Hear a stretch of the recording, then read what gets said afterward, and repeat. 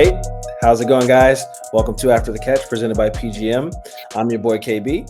This is Playoff. Welcome back, everybody. Appreciate you tuning back in with us. We know it's been a little while, since we put a video out. It's holiday week, and we just wanted to, make sure that we got back in front of you and, chopped it up as far as the upcoming week of college football and NFL. So yeah, appreciate everybody tuning in. Please like, share, and subscribe. And again, feel free to comment. We appreciate any and all feedback. First thing we're gonna get into, it's exciting. It's the some people's favorite week of college football is the rivalry week.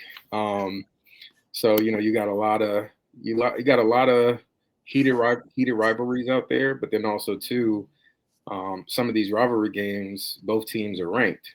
So you got a lot on the line going into the college football playoff. So we got the schedule pulled up. Wanted to talk through some of these games, especially for the ranked teams. Tomorrow, on Thanksgiving, we got Memphis at number 17, Tulane.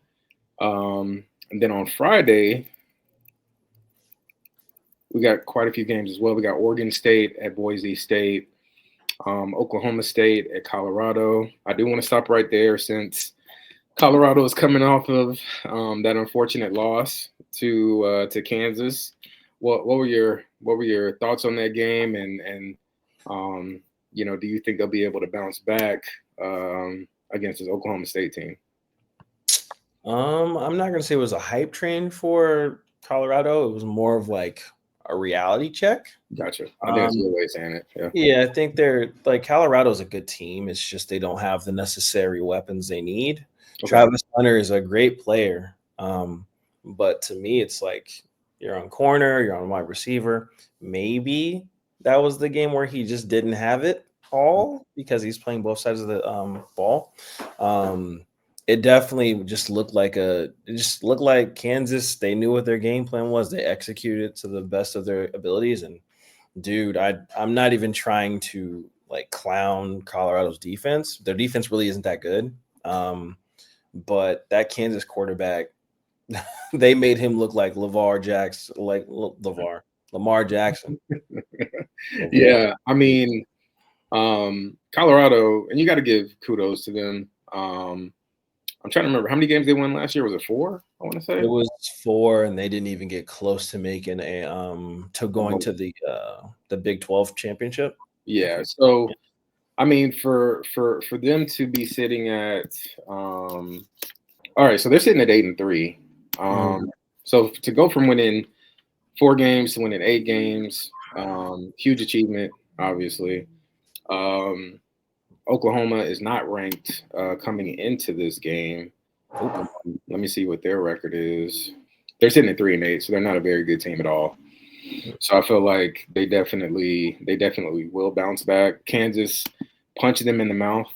Colorado, their defense, they made improvements this season, but the version of Colorado's defense that we saw in that last game reminded me of Colorado's defense from last year. Yes.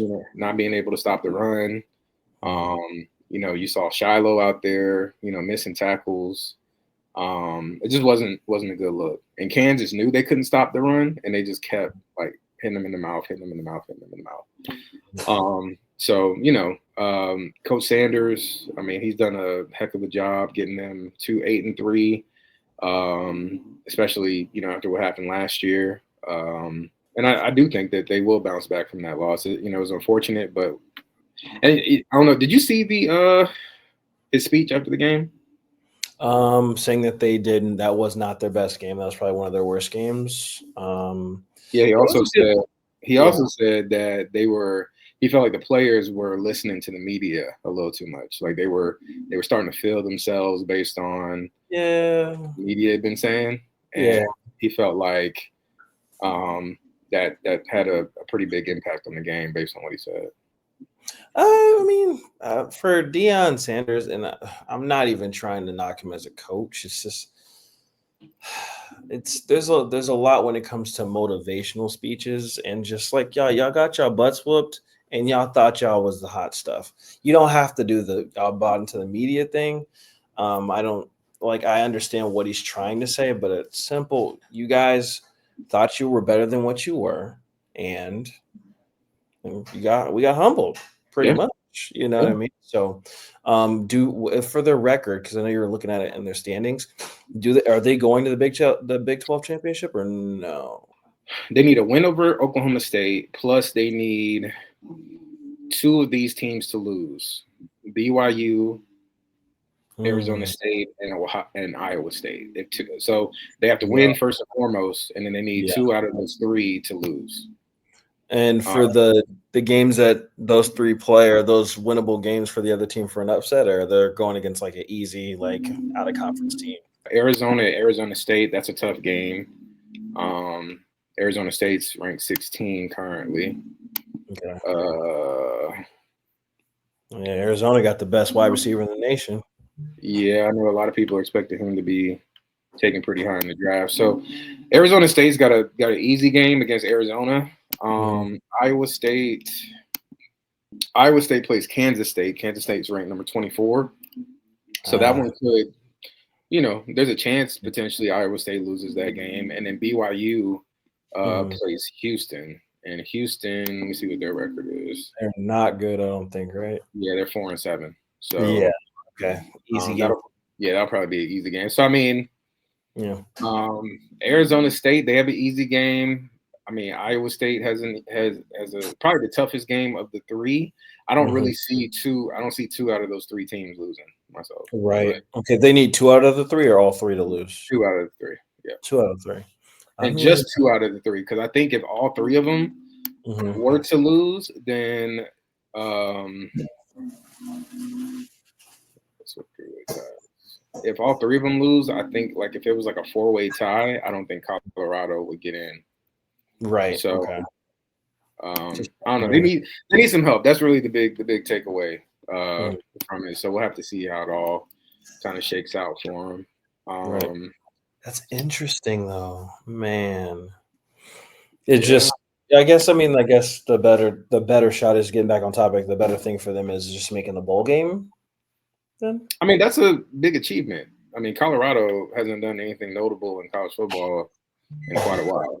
So Mhm. for them to even be bowl eligible and how quickly, and don't get me wrong, I mean their schedule's been kind of light this season, especially compared to last year. Mhm. But still, I mean, to be bowl eligible after only winning 4 games last season is Yeah. that's impressive.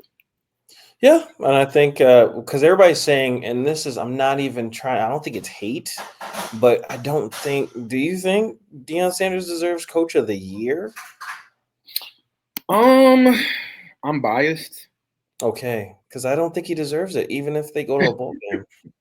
No, It just I think there've been more impressive um, coaching displays so far this season. right.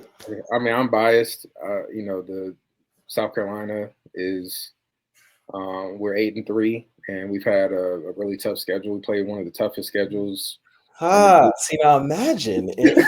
Well, look, I know we're going off topic. Who cares? Because It's been a minute since I've been back, so I love this conversation we always have. Now imagine if y'all beat Clemson, Mhm. Colorado wins, and you guys go to a bowl game, and you play against Colorado. I mean, that'd be pretty major. Being biased, how many touchdowns y'all winning by? Being biased, how many touchdowns? Based on, I haven't watched a ton of Colorado football this Mhm. year, but it feels like they have an issue protecting Shador. And Stewart coming off that edge, man. one Whew. one thing South Carolina does very well is get after the quarterback. So I think I'd have to look at their schedule. I think we probably would be the toughest team they played At like so all far season. this year. Yeah. So it would be a tall test. I'm not saying it'd be like an automatic victory or anything like that, but Yeah. I do think we would win. Neutral field against Colorado, I think we win. Man, I thought you was about to come with, yeah, we would beat the Oh, brakes off nah. them. I mean, man, as I've talked a lot of crap this year because I thought, the Bengals were gonna be a lot better than what they have been, and it's like, you know, ultimately you got to get out there and play.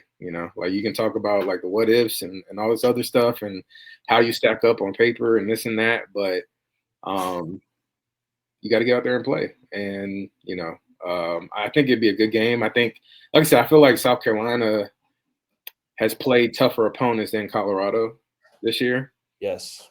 And so I feel like it's not a situation where, they would feel like they're not the better team. Like I think they would go into the game feeling like they're the better team. And I think they would, go out there and show it. So Man. Yeah, yes. that would be a good game. We'll I have just, to go ahead, yeah. sorry. No, I'm just saying when it comes to Colorado, like I understand they have their chest like pumped out and everything, and Mhm. they think they're a good team. It's just I say the same thing about Colorado's the same thing I say about Oregon, and people can clip this or whatever. Oregon has not played a real legit defense that will put Gabriel on his ass. And I'm just being honest. It's yeah, like Oregon's good, but I don't think they're if they go against Ohio State, I think they get killed. Who Like I did who did they? Didn't they play? They played. I thought they played Ohio State so far they this beat year. Ohio State, they They probably beat did. Ohio State. Yeah. It's not Ohio State, my bad. If they play against a Georgia, even at Alabama, Oh yeah, somebody could really get out. Yeah, for sure. I Yeah. think like a legit defensive line would murder them. And I have no quarrel saying that. And I'm Let always me gonna be a Georgia Bulldog, but yeah, no. Oregon should let not be me number one in the nation. I'm just being let me honest. look. I'm gonna look at their schedule really quickly just to see because I know they beat Ohio State, but I've seen Ohio State fans complaining about their defense. So Yeah. all right, so they're 11-0, obviously undefeated. Let's see who they played. They have played Idaho. Hmm. They played Boise State. Hmm. Um, they beat Boise State 37-34, so it's kind of a tough game for them. They beat Oregon State, UCLA, Michigan State, convincingly. Ohio State 32-31, so that one came down to the wire. They beat Purdue 35-0. Illinois 38-9. They stomped Michigan, beat Maryland, beat Wisconsin. That was close, 16-13. And then they play Washington this weekend on Saturday, Another which easy game. easy game. Another easy game. Man. Yes, I mean you're right. Ohio State's been their toughest game. Probably the second toughest game was Illinois, which Illinois they That's beat. hilarious. Yeah, so I mean their schedule hasn't, like you said, their schedule hasn't been. It's been a cupcake walk if you're looking at it, and it's like, I don't know, like bring Oregon over to the SEC because it's been like in the SEC we go battle after battle after battle. Let's say if Oregon won against Kentucky, they won against South Carolina, or even in Auburn. Like I think it legit would be you're playing against better defenses. Is all I'm saying. Like I'm not saying they're bad. It's just I just need to understand what's going on with the playoffs because I think even Kirby Smart said the same thing about like what the committee's looking at. Like, what are you guys judging? Like, what? Like, No, I'm with you 100%, and I think I kind of have the same feeling, the same way you feel about Oregon. I felt that way for years about Clemson. I feel like Clemson has had the benefit of playing inferior competition, which has made them look better than come what they on, actually are. come on. Um, and South Carolina, we'll get into it a little bit later in the episode, but South Carolina has the pleasure of going to Clemson on Saturday. So, Man, give me that breakdown, man, because I know um, you've been waiting, you've been fiending for this. oh, absolutely, yeah. Because I mean, as it currently stands, like I said, we'll dig into this a little bit later, but Clemson is number 12 in the college football playoffs. So South Carolina's number 15. Mhm. So it's definitely going to have some implications on the college football playoff and how it all shakes out in the end. Mhm. Um, To get back into some of these other rivalry games, so we got Ole Miss and Mississippi State, which should be, Ole Miss is ranked number 14. They're coming off of a bad loss to Florida.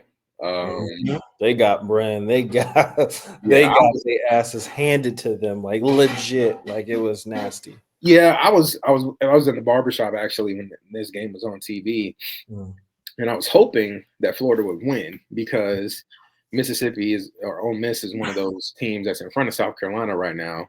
And South Carolina, we've got to, it's not guaranteed, obviously, but we got to need some other things to happen in our favor. But there's a shot that they get into the college football playoff, like based on how like these other teams play.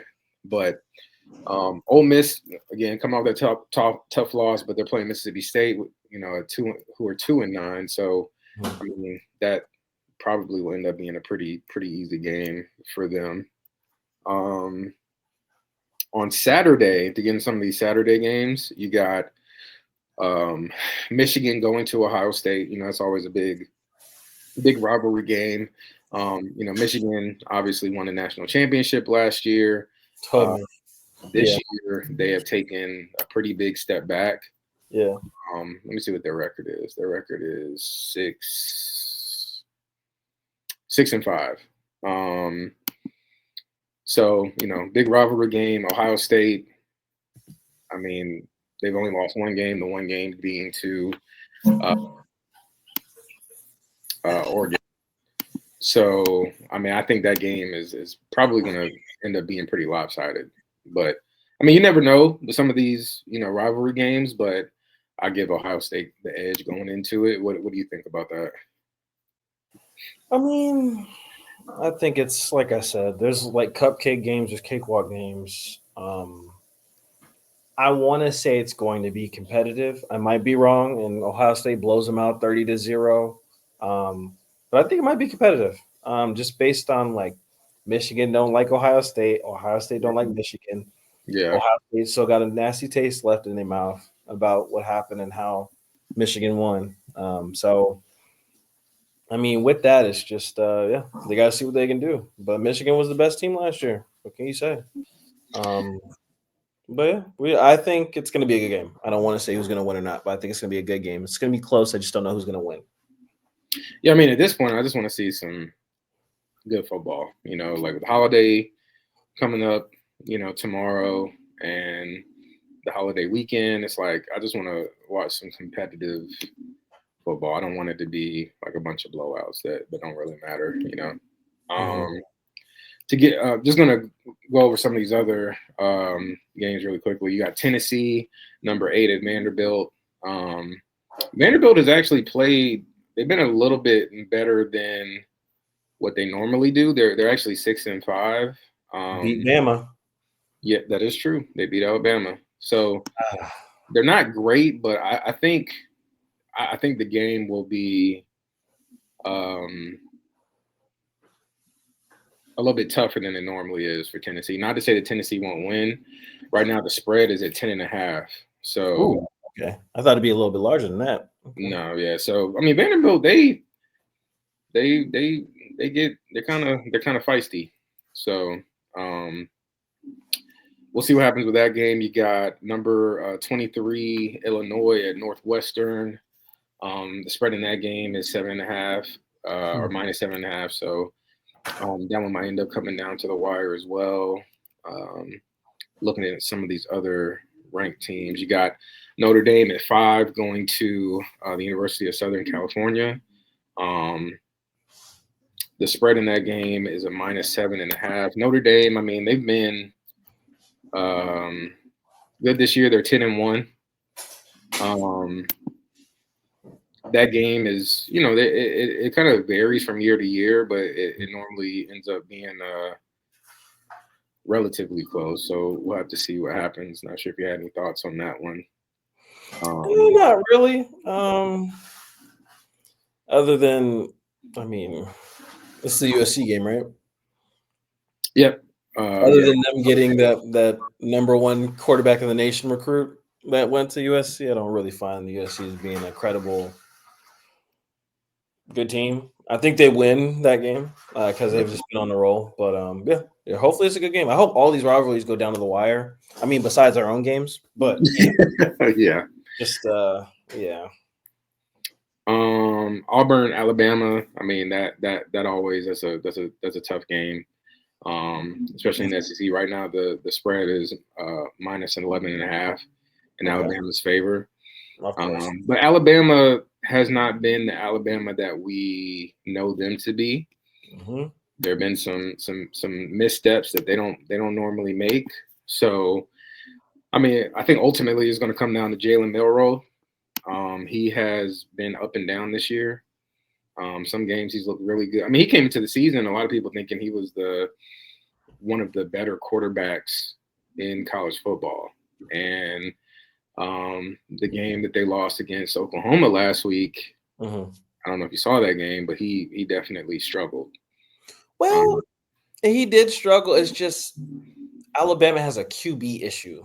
And the reason why I like to say that is we both know Jalen Milroe, he is not accurate Yeah. at all. You know what I mean? He's honestly, I think he's going to convert to a running back. I don't think he's going to be able to play quarterback in the NFL. I don't. Really? I don't Really? think running back or wide receiver. He's not a quarterback. He's just not. Okay. It's the same type of deal with Richardson for the Colts. Okay. Yeah. He's not a quarterback. You're just not. Like he's not accurate. He has more strength than all they literally can do. Beamline it as long as they can throw 70 yards. That's it. But it's never accurate. It's more just like a fade. So I think it's a QB issue. I think they have good wide receivers. I think they have a good defense.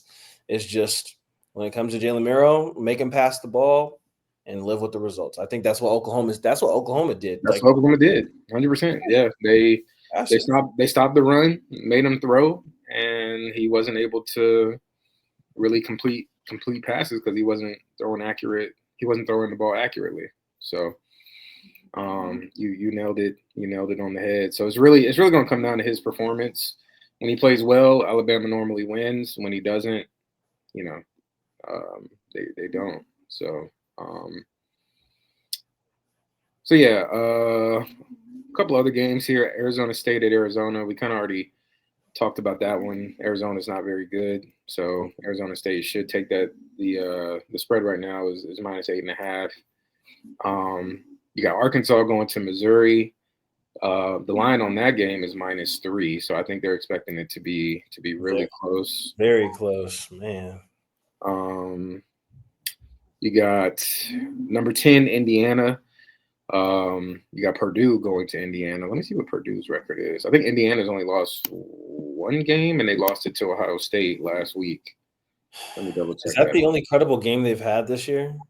Yeah. Let me see what their schedule looks like. Okay, so their season so far, they beat Florida International University 31-7, Western Illinois 77-3. UCLA 42-13, Charlotte 52-14. Charlotte. Oh my god! Who are these teams? They beat Maryland 42-28, Northwestern 41-24, Nebraska 56-7, Washington, Michigan State. Michigan was 20-15, so that was a close win. Okay. And then Ohio State is really their only. I mean, that's the only ranked opponent I think that they played all year, and they lost 38-15. Okay. And it's like I'm not saying this strictly because I'm a fan of South Carolina and we play in the SEC, and a lot of people say out there that SEC has this unfair advantage. Okay, you should come play with us. Yeah, okay. And that's my thing. Is like I see South Carolina. Like, don't get me wrong. We've lost 3 games this year. We lost to LSU, we lost to Alabama, and we lost to Ole Miss. The only game that we got beaten, the only game that wasn't close was Ole Miss. Mm-hmm. And so for me as a South Carolina fan, I see us ranked at number 15, and I see Indiana ranked at 10, who only has 1 loss, but they haven't played. They haven't played anybody other than Ohio State. That's So it. it's easy to only lose one game when you don't play it. Like if South Carolina had that same schedule, other than You the guys Ohio will get State game, undefeated, possibly. exactly, yeah. Yeah. So it's like that kind of stuff. I feel like you can have conversations around that and how fair it is that Indiana is ranked number 10, especially when they considering their strength of schedule. Mm-hmm. They actually play Purdue, and let me see what Purdue's schedule is. Oh, let me see what their record is so far. Did Purdue win a game they weren't supposed to win? I thought Purdue did. Maybe it was Vanderbilt. I'm getting it mixed up. Hold on, let me see. Purdue is they're 1-10. Sheesh. Yeah, Jesus. so, I mean they yeah, their chances of beating Indiana are pretty slim, but that's one upset that I'm hoping for because that would help South Carolina again as far Yeah. as potentially getting in the playoffs. So, but Well, you it does. know what you got to do, man. You know what y'all got to do. Y'all Yeah, I got. mean we gotta win. Let me see if there are any other games here that where teams were ranked or playing that we needed to talk through. Just, Um, there's- Oregon playing Washington. We already kind of touched on that one. yeah, I That think that'd be an easy that dub. one's expected to be a blowout. The spreads at minus 18.5 right now. This might end up being a good game. Well, this should end up being a good game. Texas and Texas A&M. Mm-hmm. Texas number 3, Texas A&M ranked number 20. Texas is favored right now. The spread is -5. So again, that should be a competitive game. Kansas State, Iowa State. We already touched on that one. Mm-hmm. The spread is -2.5. Geez, it's Uh, gonna be that close. Man. yeah, so that one's might end up coming down to a field goal. Okay. And then BYU at Houston, we already talked about. Houston is not really, Right. it's not a very good team at all. So BYU should win that one handily. Let's get into our teams. So we got Georgia Tech coming down to Athens to play Yep. the Bulldogs. I do. Y'all actually play. I want to say it's Friday. Yeah, on the We play 29th. on Black Friday. Unfortunately, both my football teams play on Black Yeah, Friday. so it's a night game. Y'all are ranked number 7 currently. Mm-hmm. I know typically this game is it's not really that competitive because Georgia Tech hasn't really been that good. But do you want to share, like what are you thinking about this game, and also what are you thinking as far as the college football playoffs is concerned, and all that? Y'all are scheduled to be in Playoff? the SEC championship game right now? Yeah, we secured a spot already. You secured a spot? Okay, all right. So So we're guaranteed a spot in the SEC championship. Win or lose, that's the funny thing. gotcha. Okay. How are you feeling about? I guess like talk about how you're feeling about the game. I mean, it probably won't be a challenge unless something crazy happens. But then also too, how you feel about the season, so far and heading into the championship game. I mean, based on how we played last Saturday, and that was against who was it? We played against University of Massachusetts, UMass. Kirby Smart was pissed. I think the rushing game they ran for over 150 rushing yards Mm-hmm. against us, and that's very unusual. The way we are known for our defense, our linebackers, defensive ends, line. Um, uh, I'll say what podcasters said for Georgia because we have a thing on Tuesdays called Bloody Tuesday, Okay. and I think yesterday was a very bloody Tuesday because Kirby Smart was not pleased. Um, so I kind of think with our preparation, I'm hoping because you never know anything, any given Friday, I guess, for college football. Anything can happen. I'm hoping my team comes out and dominates. Because if the way they played, how I really want them to play, we're beating people 50 to like 5 or 50 to 10 instead of winning like 24-17, 30-17. You know what I mean? So going against Georgia Tech, it's always that rivalry game's always difficult because they do a formation called the wing T, and Okay. it's very confusing for people who don't understand what that is. And that's pretty much like the quarterback it's pretty much close to pistol, but it's like the running back has control of the offense. So it's kind of weird in that kind of way. So Georgia Tech, they beat, you're going to laugh, they beat Florida State the beginning of this year, opening it out when Florida State projected to be really good. So knowing that Georgia Tech can have their surprises, I'm just hoping we come out with the right type of mentality, because from what has been going around for Georgia's team, they're all pissed off because Kirby Smart has been saying we play our best football when we have to be reminded we're not good. We're not that good. And I think playing against UMass, even regardless of what the score was, what Carson Beck did, that was not a good game. Not at all. So going against Georgia Tech, I'm just hoping that we show who we are and how we're supposed to really play, because we have the best linebackers in the nation. Like, for real, like we have one of the like best linebacking duos in the nation. So it's kind of like, it's really amazing to me that we let them run like that.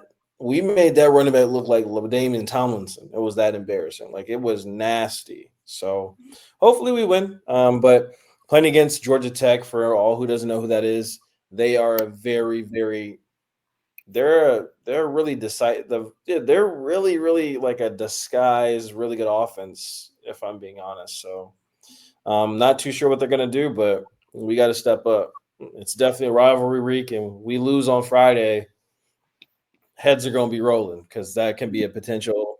Georgia doesn't deserve to make the playoffs. We're not doing what we're supposed to do. That's where all those conversations come in line if you don't take care of it. Do you think, being upset about the defense and how many rushing yards they gave up, do you feel like maybe there's a aspect to it that they were kind of overlooking, because, you got that SEC championship coming up. Do you think maybe they were kind of overlooking the University of Massachusetts, or do you think maybe there was something else kind of going on, like a scheme thing? Definitely overlooked them. Kirby said that at the end of the game, that they thought it was going to be easy. They miscalculated, because in games like this, by halftime, the starters are done, and you bring in your freshmen, and that's where the real teaching begins. In games like this, the fact that we weren't able to do so and play a lot of freshmen and play a lot of backups in the game until like the 5 minutes in the fourth, it's not a good look at all. And honestly, if you're ever trying to recruit, that's how you lose recruits, because you're trying to prove how good you are, and then you just kind of flip-flop. So yes, they underestimated that team for sure. UMass is a hell of a football team. I'm not even going to cap. They kicked our ass, and we got to play better. So, do you have? So it looks like the Texas, whoever wins the Texas A&M game is who y'all will be facing in the SEC championship game.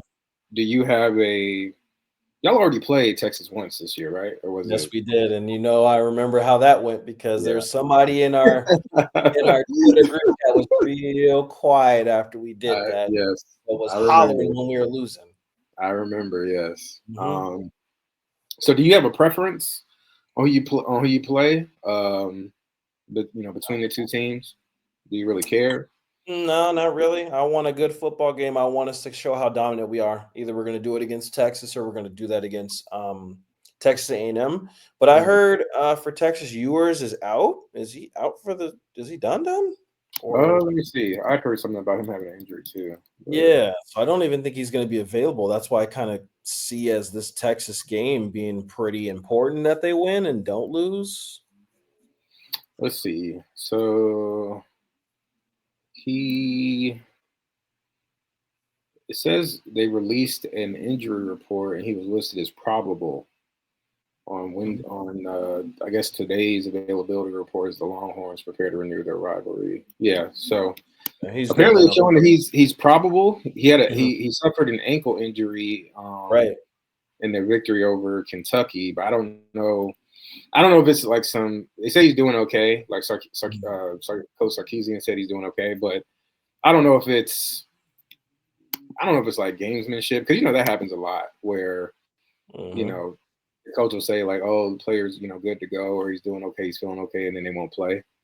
Just so the other team still has to kind of prepare for them or at least think that they're going to play. So I'm not sure if that's what's happening here or if he's actually good to go, but I guess we'll have to wait and see on Saturday when they play. So Yeah, well, so we shall see. But no preference. Just wanted to be good. First and foremost, we gotta get past Georgia Tech. I know a lot of Georgia fans are like, "What are you talking about?" Dude, Georgia Tech is a threat. We need to beat them and beat them relatively handily. How we played against UMass. I need everybody out there running, tackling, and not missing tackles and letting running backs run for like 50 yards plus. So no, I know exactly what you mean. One last question for you. so I feel like Carson Beck has kind of had a pretty up and down season mhm. as far as his play goes. How do you feel about him, and how much confidence do you have in him going, into the latter part of the season for y'all, the more important part of the season? For me, Carson Beck was overhyped too early, if that makes sense. He should not have been a candidate for the Heisman. He should not have gotten hyped like that. He should have remained the underdog so he can grind and play better.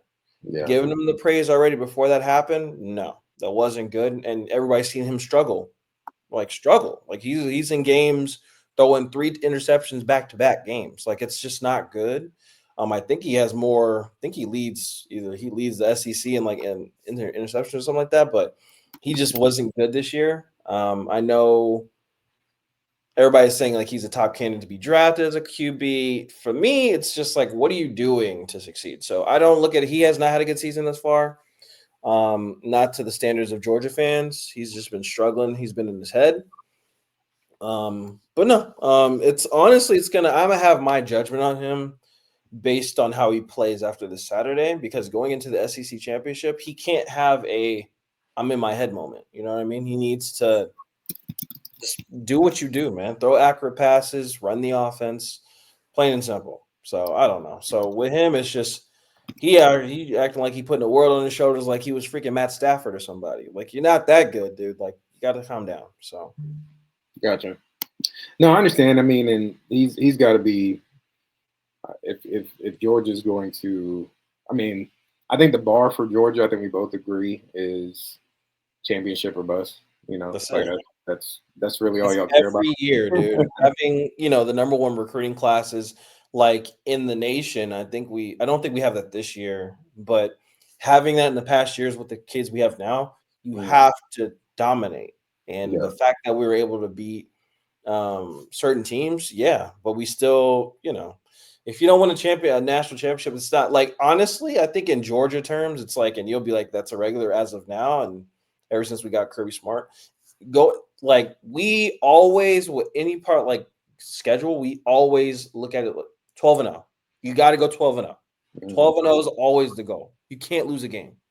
And that's just been the standard since we had Kirby Smart. So the fact that we lost 2 against 2 very good teams, don't get me wrong, Ole Miss and freaking Alabama, is just it sucks. It's an indictment to what Kirby Smart's been teaching, which is being elite, and we have not been that. gotcha. Yeah, I think with that being the expectation is championship or bust. Carson Beck is going to have to play his best football from here on out. And I think the hope for Georgia fans is like, okay, maybe he felt like skittish at certain points of the year or whatever, and he didn't really play his best football. Hopefully, his best football is ahead of him, and he's kind of gotten all the bad football out of the way. Yes. So we'll have to see how it all shakes out. Fingers crossed, man. Sheesh. So let's get into this South Carolina Clemson rivalry game. It's going down on Saturday at noon. As it currently stands, let's see. Are you guys ABC game or no? ESPN. Hey, I'm watching that Yeah. game. I'm Um, watching that. as it currently stands, Clemson is favored. The spread is -3 Okay. right now. And And I want to say the last time we beat Clemson, it wasn't last year. I want to say it was the year before that. Clemson football scores. Let me look this up really quickly. But yeah, it's a big game. Like I said earlier, Clemson is ranked number 12 currently in the college football playoff. South Carolina is ranked number 15. The last time we beat them, let's see, was, I think I remember this well. It was so many games. We beat them back in 2022. Clemson was ranked number 8 at the time. And we beat them 31-30. Oh yes, I remember this because we ruined their chances at competing for the national championship. We knocked them out of the playoff. Well, the loss basically, I mean, it invalidated their schedule, so it looked really bad for them. Really quickly before we kind of get into the game. I just want to look at Clemson's schedule. So the Bulldogs did the Lord's work in week 1 and beat them 34-3. Belt ass. The rest of the schedule is not very impressive to me. They beat Appalachian State 66-20, North Carolina State 59-35, Stanford 40-14, Florida State 29-13, Wake Forest 49-14. Virginia 48-31. They did lose to Louisville 33-21. That's funny. Yeah, that's hilarious. Virginia, they won against Virginia Tech 24-14.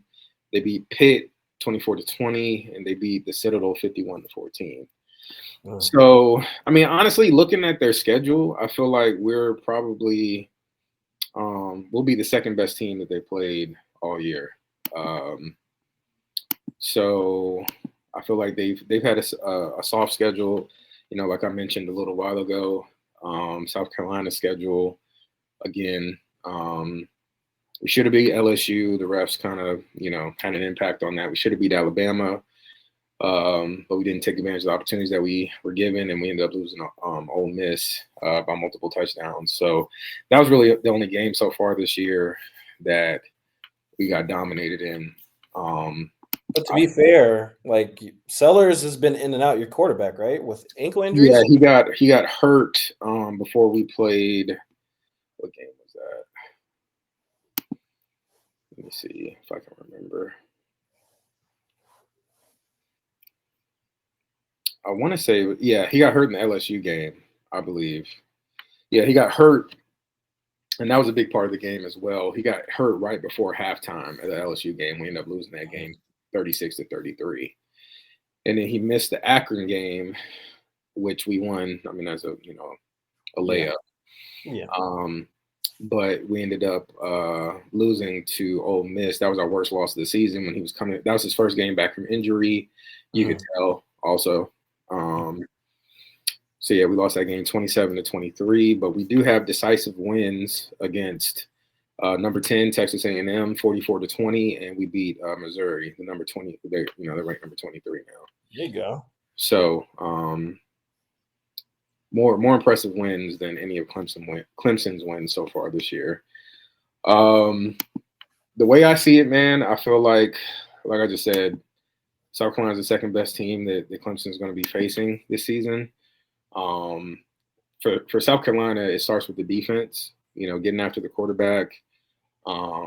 The secondary flying around, getting hits, getting interceptions, causing turnovers, and just being physical, man. That's what SEC football is. I mean, that's what SEC football is all about. And so, I feel like we got to come out there, especially playing at Clemson. You got to come out there. You got to hit them in the mouth. You got to make them feel you a little bit. Let them know that you're there. You're not playing around. You mean business. And I feel like with the way South Carolina's defense is playing, they're certainly capable of doing that. And then I feel like Lenore Sellers, he was a little shaky to kind of start out the year. Mm-hmm. But you can tell he's been in a really good groove recently, especially throwing the ball. And he's a dual threat quarterback. But I think the biggest, he can run the ball, but the bigger concern for him is throwing the ball accurately, and he's been doing that recently. Yeah. So, yeah, man, I'm looking forward to the game. I'm excited. Um, it's the best South Carolina, I'm just a humble South Carolina fan, but it's the best South Carolina team I've watched in quite a while. And I feel like coming into this season, I was unsure about Shane Beamer, especially with the way the season kind of started out. Mm-hmm. Um, but with the way he's got these guys motivated and bought into like the program and what he's doing, Mm-hmm. um, I just feel like there's a different kind of like energy and excitement around the program. And so um, I'm like I said, super excited for the game. I feel like it's a tremendous opportunity for South Carolina to go out there. To me, Clemson hasn't done anything to earn that number 12 ranking that they have. I mean, they basically they've they've lost against every good team that they played, Exactly. and really the only good team they played was y'all. And then they just so happened to lose Louisville. So I don't understand, other than just the Clemson brand and all that. Um, I don't see other than number 12 team in the country. But um, if South Carolina goes out there and handle business and they beat them and some other things, some other dominoes fall in the right direction, then South Carolina has a realistic shot at getting in the college football playoff, which is something that I never even imagined being the case coming into the season. So I'm just, happy to watch, happy to be a fan, happy to see the team, playing well. And I don't take it for granted. I know you're, like being a Georgia fan, the expectations are like y'all have been good for a long time. So you're used to seeing your team go out there and perform at a high level, or at least that's what the expectation is, and it's disappointing when they don't. But as far as South Carolina goes, there's been a lot more bad than good. So for it to be one of the good years, I really, appreciate it. And I hope that we're finally at a point, because South Carolina hasn't really been good Mm. since Steve Spurrier left. And, there was about a good 4 to 5 year period where he was there, where we were playing some really good football. And then he left once he realized things weren't really good. And it's kind of been shaky ever since then. But Shane Beamer's come in, and it seems like someone's finally built like a solid program and like kind of build a foundation, or establish the foundation that you can build off of going forward. So I have to say, singing Fantasia in the locker room after yeah, the dub. That's what you call the building players culture, man. kind I didn't think he had it in him singing that to his yeah, wife. I did not think that either. So I was as surprised as you were when we saw that. But yeah, man, it looks like they're having fun, which there's a lot of stuff on the line, rivalries, money, all this other stuff. But I mean, the most important thing is, kids are having fun playing football and, being able to um, kind of put themselves in a situation where they can build generational wealth for their family by potentially getting drafted in the NFL and, you know, living out their dreams. So I'm all for it and super excited to see, what's happening at the University of South Carolina. So um, About uh, to I'm say, I'm, predict- I'm I'm predicting a win. Obviously, I don't care. It could be by one. It could be by 50. I don't care as long as they win. Just get the job done. for a couple of dominoes, I think, yeah, I think if so, I'm not saying this is going to happen, but if Texas loses, if Alabama loses, Mm. and if you guys win, I'm pretty sure you guys got a spot that can guarantee you guys in playoffs, possibly. I mean, honestly, if the number 15 team in the nation beats the number 12 team in the nation, as far Mhm, as the college football playoff rankings, mhm. to me, you shouldn't need anything else. It's like, Yeah, okay, you're beating the number 12 team, like you take their spot. You know what I mean? So it would help us, like you said, if maybe like if Ole Miss loses, I think they're ranked number 13 or 14. mhm, If some other, kind of, dominoes fall, like you said, maybe Alabama losing, that would help out as well because they have 3 losses too. So mhm. if they go to 4, we still have 3, and we beat Clemson, then that makes us. I feel like we got a case to potentially jump them. So, especially Auburn. Auburn's not really having that great of a year anyway. So I was actually and they actually did us a little bit of a favor because they beat who they beat? Kentucky, Texas A&M. Oh, Texas A&M. They beat Texas A&M. Yeah, that's what got us in guaranteed spot into the SEC championship. That's what I'm like, okay, thank you. Yeah, they beat Texas A&M in overtime. That's what happened. So, so yeah, man, they did the Lord's work as well. So it seems. I mean, I'm not saying it's destiny or anything like that, but some things as South Carolina has some bad misfortune earlier in the season. It seems like the luck is kind of is turning around in our favor. All the games are all on Friday, right? Some are on Friday, some are on Saturday. Okay. As far as the college football goes.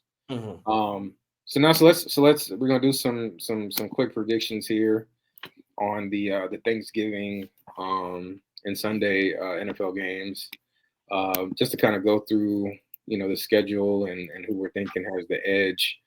So on tomorrow, Turkey Day, we got 3 games. We got Chicago at Detroit.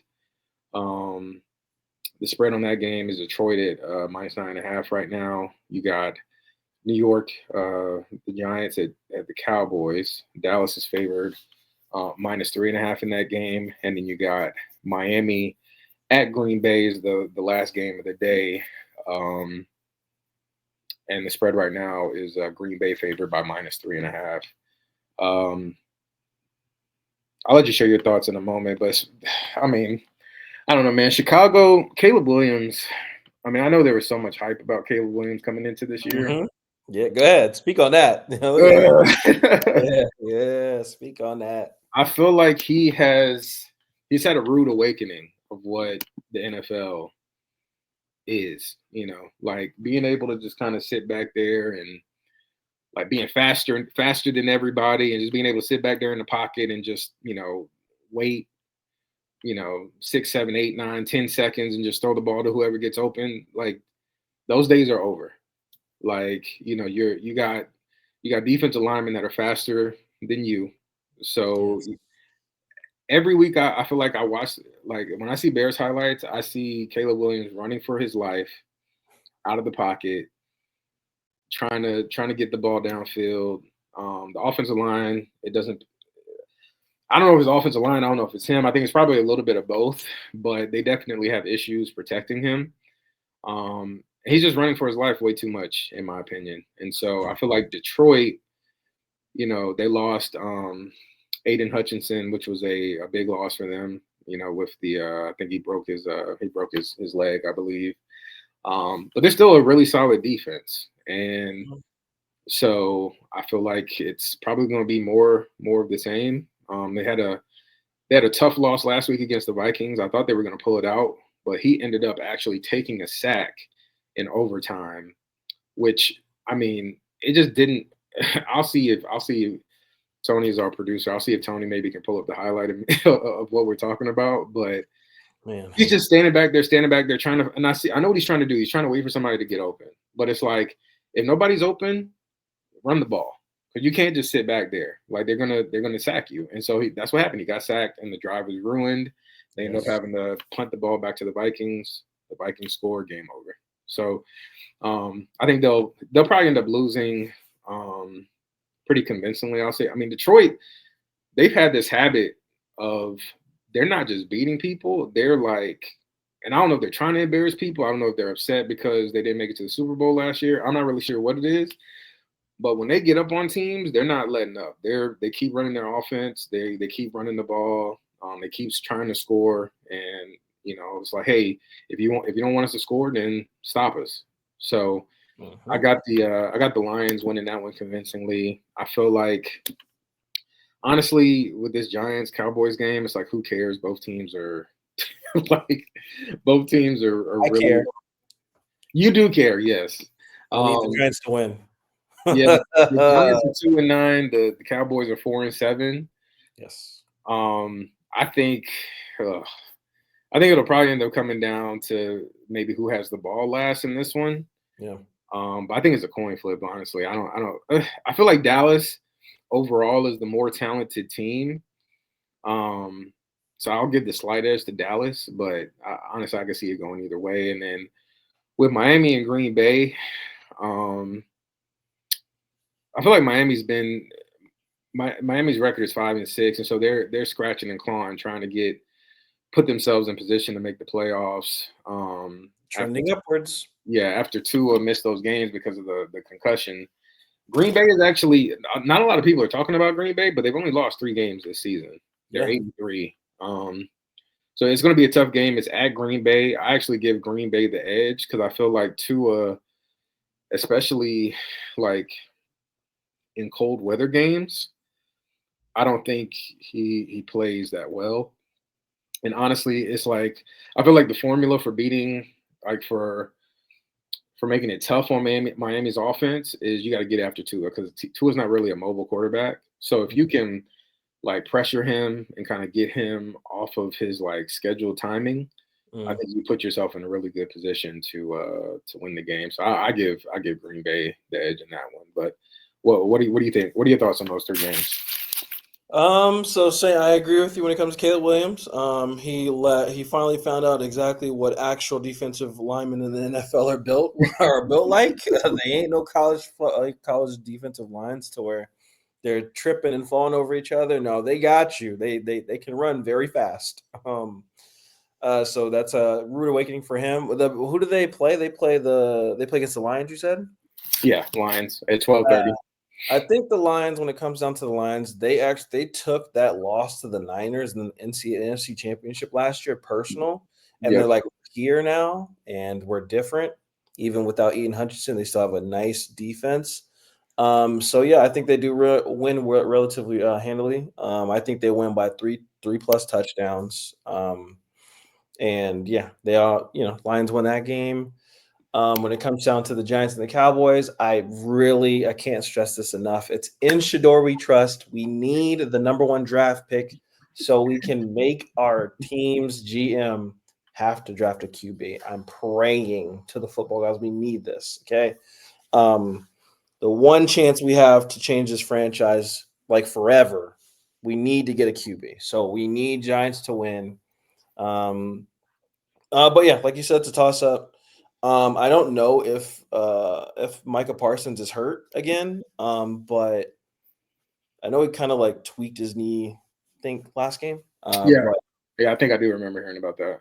Yeah. So if he's out, I think they have a better shot. But they're benching Danny DeVito or whatever his name is. He's questionable because they said of his arm or his forearm. So I hope Drew Lock plays. He's a better quarterback. But yeah, so hopefully we'll see what happens. That's a toss-up game. I do think Giants win that game over Cowboys. I have to say that because just in the universe. And then Green Bay, ever since Josh Jacobs left my team, he has been running over and through so many linebackers and that boy is motivated, man. I had the displeasure of playing a team in fantasy football who had Josh Jacobs.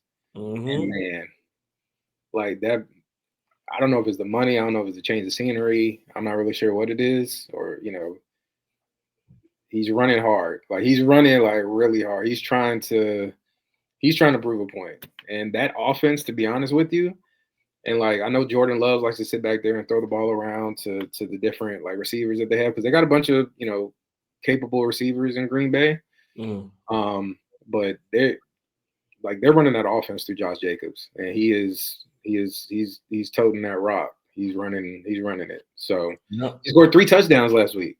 I believe it, dude. He was before he left our team. We said we're not going to pay you a cent. He said, "Bet I'm gonna go to the next best thing and go over here to an up and coming team like the Packers with Jordan Love." And I'm actually glad for him because he's not. I don't think he's an old running. I don't think he's an old running back. I think he's relatively still like in his. Yeah, he's relatively. I think he's like 26. Let me look up how old he is, real quick. I thought he's like 26, maybe 25. He's 26. Yeah, his birthday is February the 11th.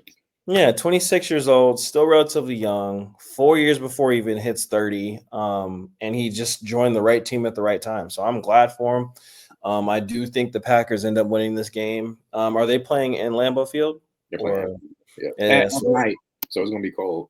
it's gonna be cold. I'm pretty sure they'll maybe get the snow off the field because I think that one game, what was it? It was the Cleveland against Steelers. Like that when that flurry came Yeah, down, that snow was coming down. That snow was coming down. oh yeah, and I think it's the same thing for the what was it the Buffalo Bills and the 49ers. Like they're Yep. playing in like deep that like 6 inches of snow snowed there. So um Just yeah, real quick, I just want to highlight going back to yeah, Josh Jacobs for a second. yeah. He ran the ball 26 times for 106 yards and 3 touchdowns. So prayers up. I know the fantasy week already closed, but prayers up. If you had to go up against Josh Jacobs last week, I know I'm with you. My team is you know, in prayer as well, coming off of that loss. And they actually, I mean, Green Bay, they handled the 49ers handily. I mean, Brock Purdy was out, but they won that game 38-10. So it was not close. The Niners, man, I'm just gonna say Christian McCaffrey. Them injuries is starting to haunt him for all that backpacking he had to do for all these other teams. Um, But yeah, Niners just they have their chance. They're done. Everybody's gonna end up getting shipped off that team. They got to rebuild because they were overdue for overhaul. But Packers, I think Packers win relatively handily in that game. But yeah, no, it's crazy. Jesus. We don't really have to go over this game because we already kind of know what mode you're in as a Raiders fan, but What we'll was that? just quickly mention it. Mhm. Black Friday, the Raiders, Las Vegas Raiders are going to Kansas City. It's the Black Friday game. The spread right now, Kansas City is favored minus 13. Any quick Hmm. thoughts? Any quick thoughts you want to share on that? Um, I will. I just asking for a favor from the Chiefs. I need y'all to win by at least 5 touchdowns. I don't want a chance to even smell or think we have a chance of winning this game. Um, it would be a Patrick Mahomes just slide, just like him just being just so messed up by losing to the Raiders, and we lose our draft and get knocked down like 4 spots in the draft and not get our quick QB. That would be Chiefs-esque if we mess around and win that game. Um, but nah, but just speaking more truthfully, I think the Chiefs are on a mission. They're trying to three-peat, which would be insane. Not three-peat. It'll be back-to-back, right? Again? Because they won 2, pause, and then back-to-back. Or would this be 3? Yes, this would be Patrick Mahomes' fourth, I 4. believe. Right, But but this there's will still a gap. be back to back to back. Yeah. So they won the first one, then they Mhm. went back to back, and then this will be the third one in a row if they win this one. So, yeah, they wanna be I think what Super Bowl's done back-to-back? Was it Patriots? Nobody. They'd be the first team in history. So they'll be Yeah. the first team to do so. I think they're on a mission. They're trying to do that. Yeah. Patrick Mahomes, him still being a young QB for a QB to do that would be, bro, like that'd be insane. Yeah, I think they're on a mission. I don't think they're going to mess around and play around because they kind of mad how they lost the first game. So I think they're going to beat the brakes off the Las Vegas Raiders. I'm a Raider fan through and through, but I'm sorry, y'all. We need this draft. We need this draft pick, so we need to lose this game. I know we want to do it for the rivalry, but I'm sorry. We need a franchise QB. So Yeah, you got to start there, man. I mean, I think as much as the Bengals have struggled, the Bengals are sitting at 4-7. I've said it time and time again. The season hasn't gone the way I thought it would go. mhm. Um, But on the bright side, we know Joe Burrow. We know what he's capable of. We know what he's doing this year. He's been one of the best quarterbacks in the NFL. It just hasn't mattered because the defense is absolutely terrible. And the Bengals they've discovered new ways to lose, especially to good teams every week, whether it's a missed field goal or the defense playing really badly or whatever. But they just haven't really been able to put it together. But the building blocks are there. You got Joe Burrow, you got Jamar Chase on offense. You know what they're going to do week in and week out for the most part. So now the Bengals gotta go back to the drawing board and, put the pieces around them so they can, kind of have sustained success. Because, a lot of people were thinking the Bengals were going to be one of those teams that, if nothing else, was capable of making a deep playoff run. And as it currently stands, they're not in the playoffs, and it's pretty much a long shot that they will get in there. But again, like you said, Raiders got to figure all these years y'all been trying to y'all been trying to put tape and band-aid on this, band-aids on the situation, and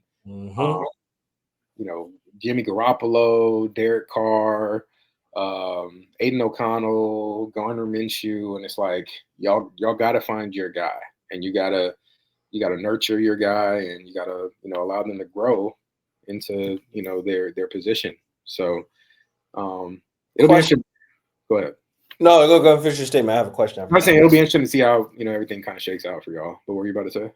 Oh, so now just a question, and you're probably gonna laugh. I'm like, oh my god, can't believe we're doing this. But if Derek Carr did not break his foot that year that we were 12-4, do you think the Raiders would have won the Super Bowl that year?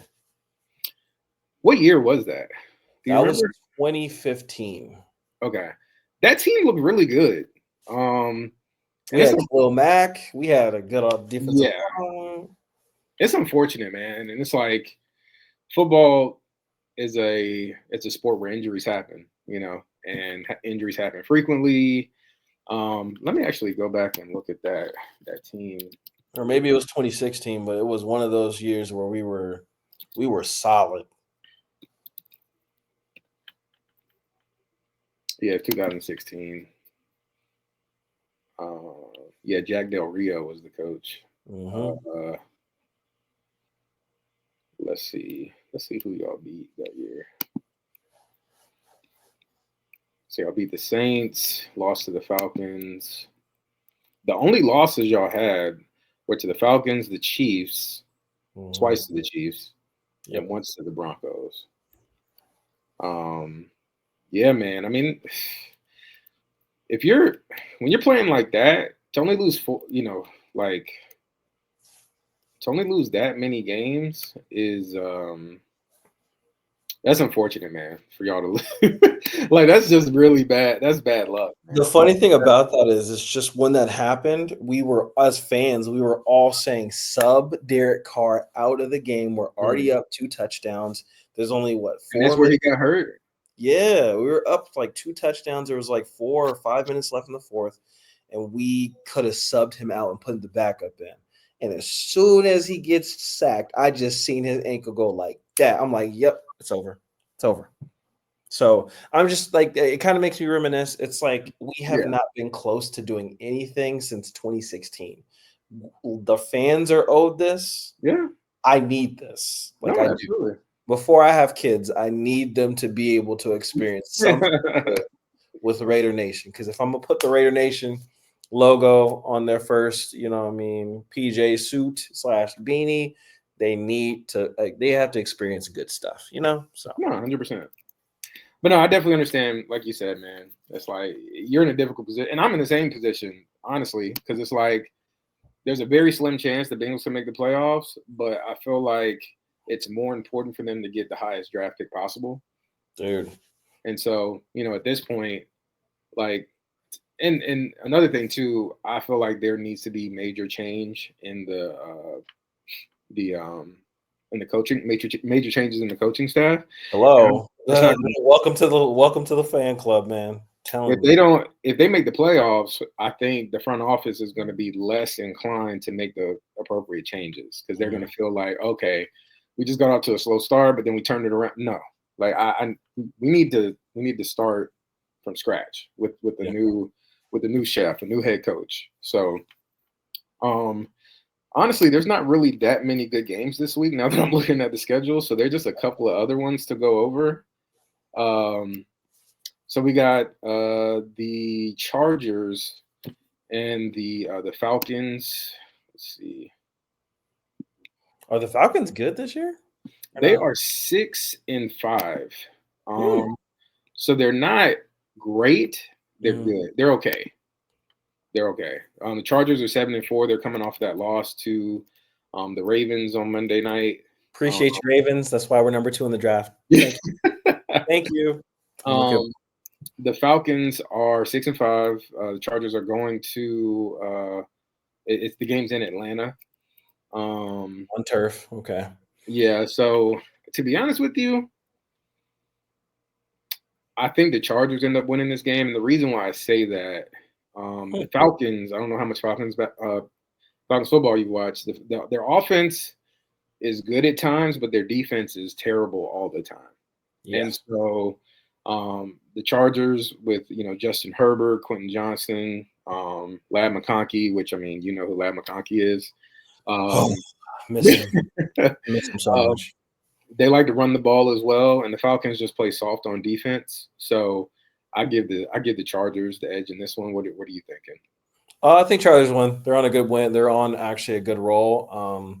Shoot, man, it's not even an understatement to say coaching matters. Okay? 100%. Yeah. Jim Harbaugh came in and literally was just out the gates. That team just transformed in some different. You can tell the difference. Yes. And it's like I see that, and I'm jealous because the Bengals coach Zach Taylor he's basically living off of the Bengals Super Bowl run that they made in 2021, and like each season since then you've taken a step back. So you made the Super Bowl, didn't win in 2021. You make it to the AFC Championship game in 2022 against the Chiefs. You lose. Joe Burrow gets hurt last year. You don't make the playoffs. This year, you have Joe Burrow coming off surgery. He's healthy. You have Jamar Chase. Team gets off to another slow start, and you are where you are, which is looking on the outside in as far as the playoffs go, which is insane when you think about it. But like you said, coaching matters. Getting Harbaugh in there. The Chargers are not the Chargers that they once were.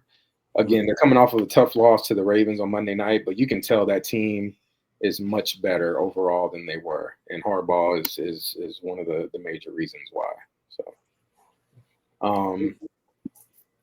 So only 2 more games really wanted to talk about. The first one is, let's see, the Cardinals and the Vikings. Like I said, they're not really that, like a lot of these matchups, the teams are either bad or it's like one good team and one bad team. So I'm actually just looking at the games where both teams have winning records.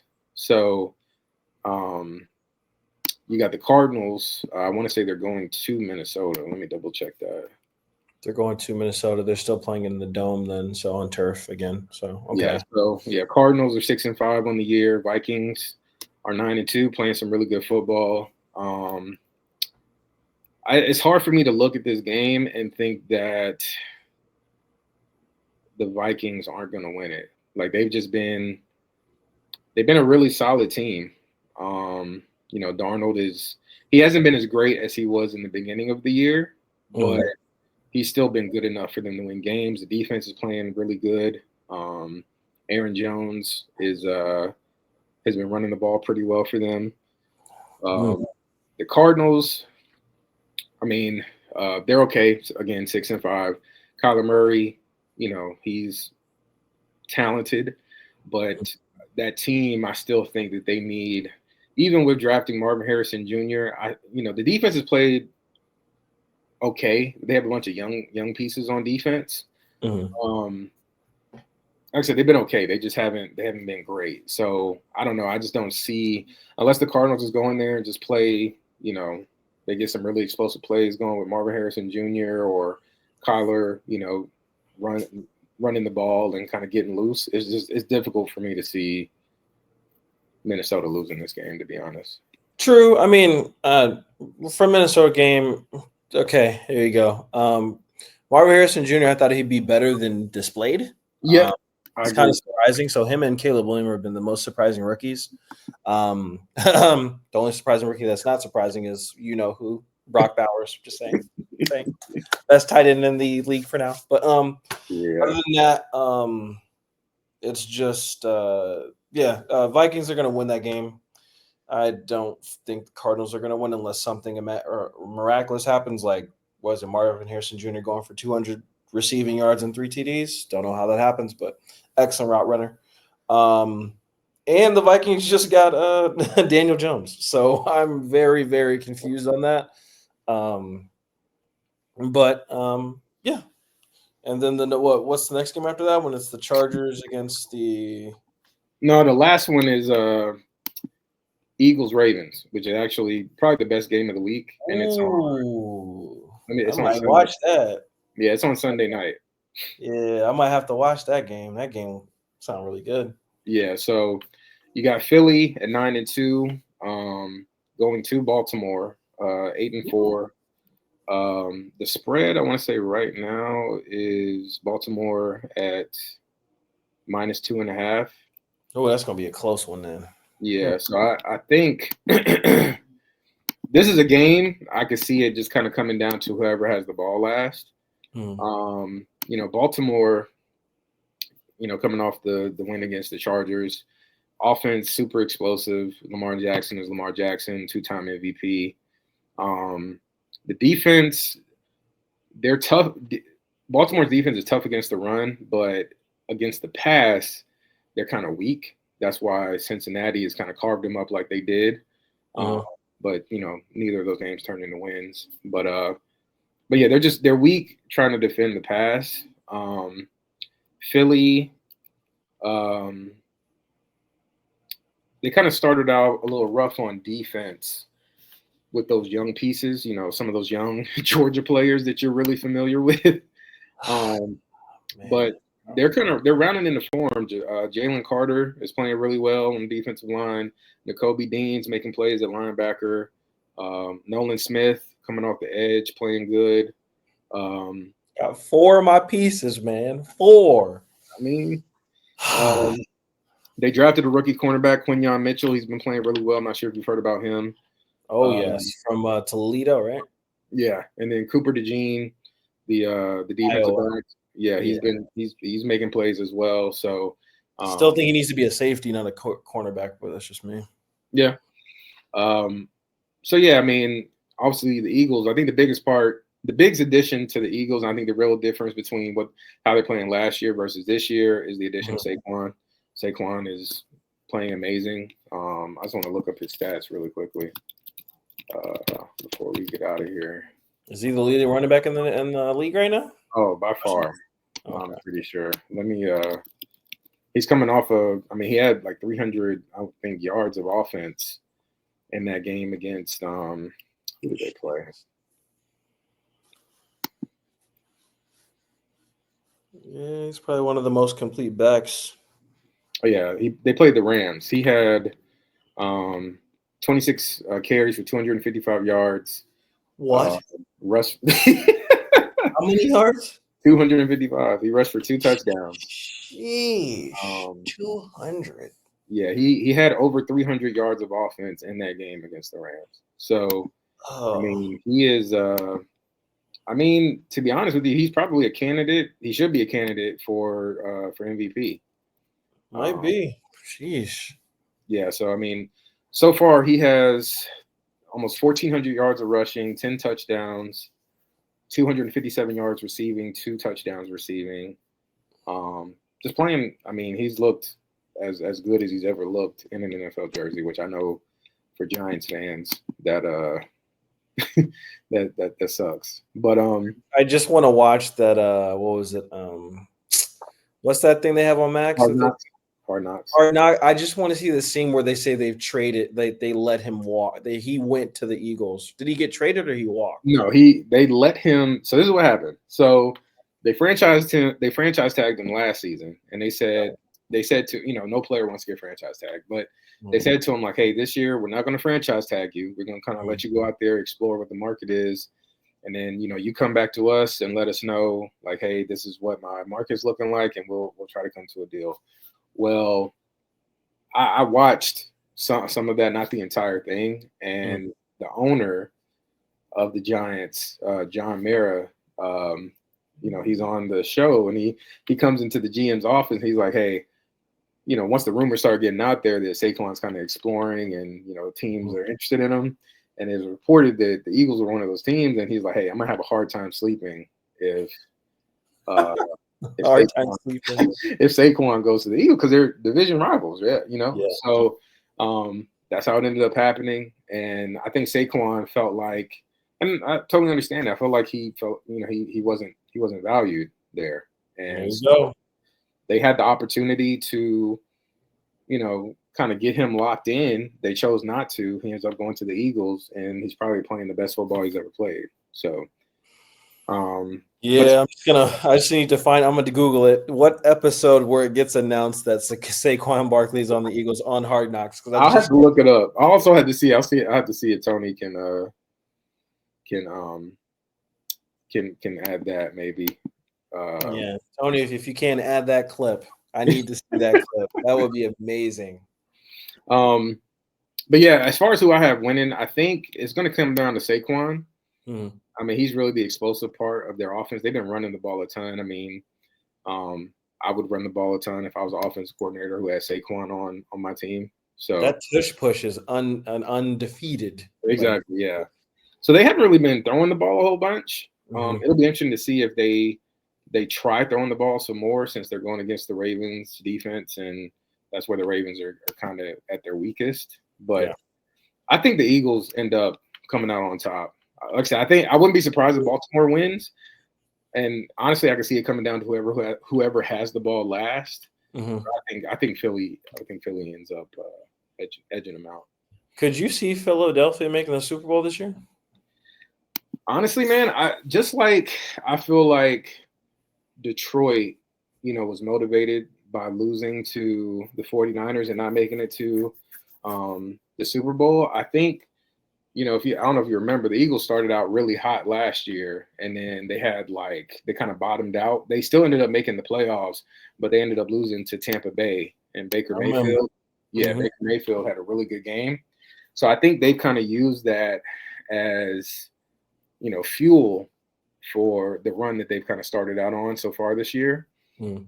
I think as long as, the injuries don't pile up, I think as long as, because the way they're kind of using Jalen Hurts is they're using him more. He's not having to do everything. Like when they first made it to the Super Bowl, he was kind of putting the whole team on his back. Mm-hmm. And they have so much talent around him now, he's just kind of able to pick his spots. Like he can just, like he's got A.J. Brown to throw the ball to. He's got Devontae Smith. He's got Saquon now as a part of the offense. So, he doesn't have to do as much, and the team can still be very good. So I think they're using him more as a game manager and just kind of letting him orchestrate the defense, find the open receiver, not like a ton of pressure on him to make the plays all the time. And I feel like it's working out well so far, especially as long as the defense has been playing pretty well. They've been pretty reliable for the most part, even with all those young kids playing. As long as the defense continues to play at that level, mm-hmm. I think they can make a deep run for sure. I feel like. Let's see, because I'm tired of hearing a certain Viking fan. So I know who you're talking about. Jesus Christ, man. So who do you think wins? I want to say the Eagles, but it kind of seems like that Chargers game, the Ravens got their swagger back, man. And one thing about Mr. Running Back 2K, you know who I'm talking about for 2K, Derrick Henry, man. You better make sure you bring double tackle him, because he is running for like yards on yards on yards. Oh yeah, we didn't even mention Derrick Henry. Yeah, I mean, he's having a heck of a season too. That's what I'm saying. Rashad Bateman's coming out of his shell, back to where he was before he got that terrible injury as a rookie. Flowers, shoot, that dude's a quick, speedy, freaking wide receiver / slot receiver. So it just depends on what they're gonna do. Their defense, I know they've been pretty weak against the pass because I think it's either Stephen or Stevens. That cornerback is kind of like weak on that side, and he always gets targeted. But I mean, win the game, that's all that matters. You can target them all day, but if they can win the game and dominate, that's all that matters. So I think the Ravens end up taking this one, but would not be surprised if Eagles win. Gotcha. Well, again, it had been a little while since, we had got an opportunity to get in front of y'all and chop it up about, football, college football, and the NFL. So we just wanted to get together for a little bit, and we wanted to wish everyone a happy and safe holiday with Thanksgiving coming up. If you celebrate, enjoy the time with your family. Again, we appreciate everybody who decides to tune in, or if nothing else, just liking, sharing, commenting on the video. We appreciate any and all feedback. Sorry if I stole your thunder there, KB, but is there anything you want to say before we close it out? Nah, definitely everybody. Happy Thanksgiving to all the families, you as well, playoff, all of our PGM members, fans, followers, subscribers, and subscribers. Make sure you like, share, and subscribe. Remember that. Yeah, definitely. If you don't celebrate Thanksgiving, then happy football day. I don't know, but most definitely for the ones who do celebrate Thanksgiving, it's definitely a time for family to come together, hug a family member, because you never know, just definitely, good time to be with family, eat a lot of food, everybody get nice and full. Speaking of food, what was it? My sister already made me my own personal apple pie. Okay. The pies are freaking good, trying to make sure they get out there, but most definitely want to wish everybody a happy Thanksgiving, because not too many get to see too many of them. So yep. So this is again, After the Catch, presented by PGM. Appreciate everyone, and we will see you next time. Peace.